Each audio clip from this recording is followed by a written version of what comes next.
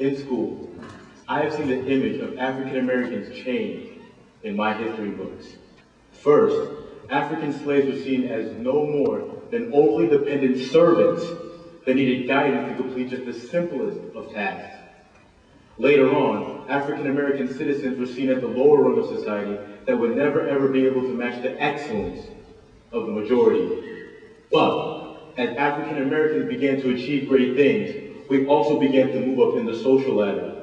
But despite the recent advancements African Americans have made in recent years, society has managed to degrade, debase, and deface the image of African Americans, especially for African American teens like me. Now, I'm sure you've all seen the current image of an African American teenager that exists in today's world. Driving cars, baggy pants, speaking in slang, drinking, smoking, violence all over the place.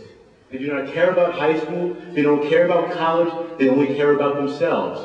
They have no respect for authority, for women, or for any other person other than themselves. They kill, they rape, they steal for their own personal gain. Now me, being an African American teen, am going to honestly say that I fit and do not fit that stereotype in different ways. I do wear baggy clothes, I do speak in slang, and I do like to listen to lots and lots of rap music. But I am proud to say that I do not fit that stereotype in many other facets than I do fit this stereotype.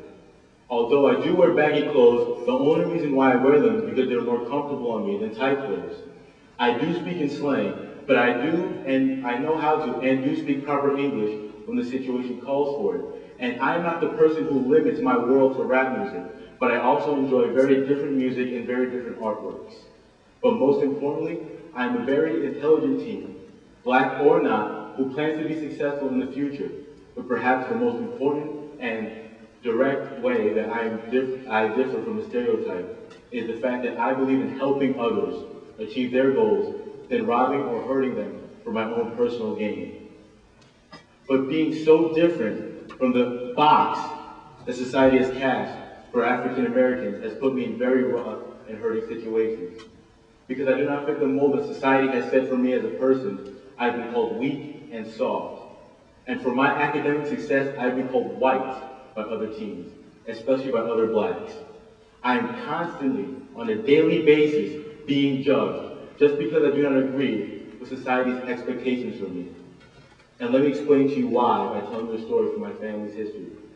My dad was born in Brooklyn, New York, to a mother with two other kids in the house, and a father who worked around the clock. In a very early age in his childhood, he had to deal with street crimes, gang violence, and family issues. But you know what? Instead of accepting that world, he worked hard, studied in school, and obtained his undergraduate degree from New York University. He is now a senior computer analyst at the company ADP. My mother was not born in America, but in Monrovia, Liberia. She lived on a farm with family, but left the country and came to America just before the onset of the Civil War in the country.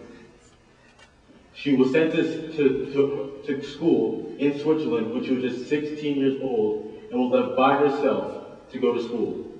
She attended McGill University in Canada, obtained her undergraduate degree, and then came to America again, went to UMD&J, and got her doctorate degree. She is now the head, the president, the leader of the spinal cord injury wing in a veterans hospital in South Orange, New Jersey. Now you're probably asking yourselves, why am I telling you all of this? Why am I letting you in on my family's history? This is why. Despite the adversity, challenges, and temptations the world threw at my parents, they still worked hard and they still succeeded in school. Despite society's expectations for them, they still succeeded and they still achieved their goals without hindrance. And the same goes for me.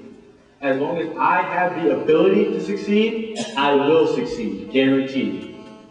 Even if it means abandoning the so-called black culture of America. My parents have raised me far better than that. Now, too often are African Americans judged for not fitting the mold that society has cast for them. Instead of coming together as a people, one race, African Americans are insulting and ostracizing each other based on trivial things such as the clothes that they wear, or the way that they speak, or the music that they listen to. Now, a common fallacy, a common belief that we hold in this country is that if you aren't successful, if you're successful in any other areas than music, sports, or drugs, you are not black.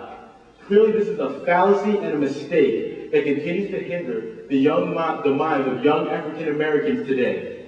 And if we, as a society, a country, one community, do not drop these harmful stereotypes, then the sacrifices of people such as Harriet Tubman, or Dr. Martin Luther King Jr., or even my own parents would have been for nothing.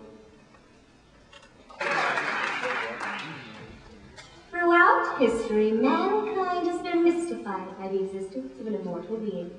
His whereabouts have been tracked all over time and space. He has been seen hopping with the kangaroos down under, strutting with goddess with Hollywood, flamenco dancing con las personas en las Ciudad de Mexico, hanging out with the leprechauns at the local Babin Goblin, exploring the outermost reaches of our galaxy, and even experiencing the future. He is the #1 fugitive on the FBI's most wanted list. Its location is more addictive than heroin. And the question has always been, where is he? Where's Waldo was created in 1987 by British illustrator Martin Hensett with the original title of Where's Wally. As his popularity grew, the character was translated, becoming Charlie in France, Walter in Germany, Billy in Norway, and of course, Waldo in America. Currently, our character sports a knitted cap, a red and white striped shirt, and a load of hiking gear.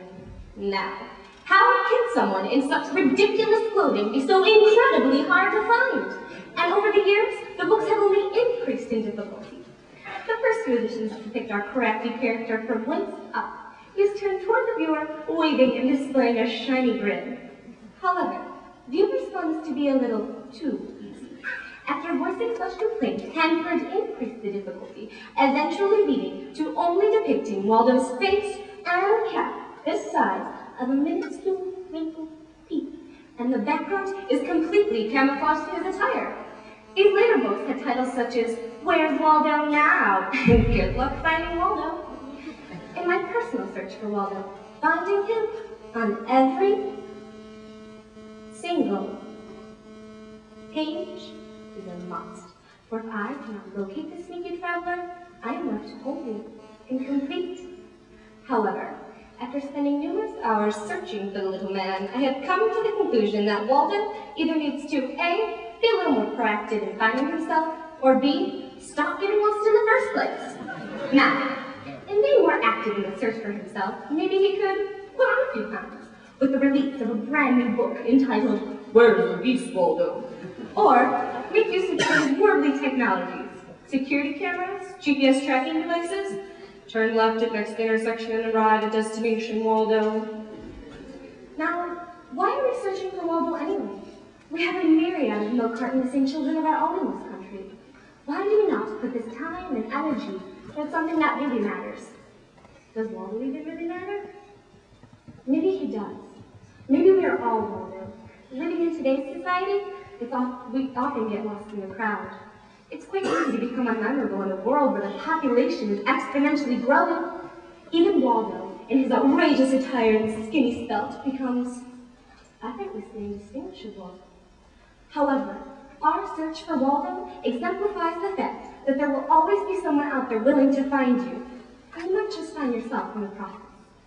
So, wherever life's journey may take you, best it be that pub in Dublin, a hockey game up in Canada, eh? Or right here in our home in the United States.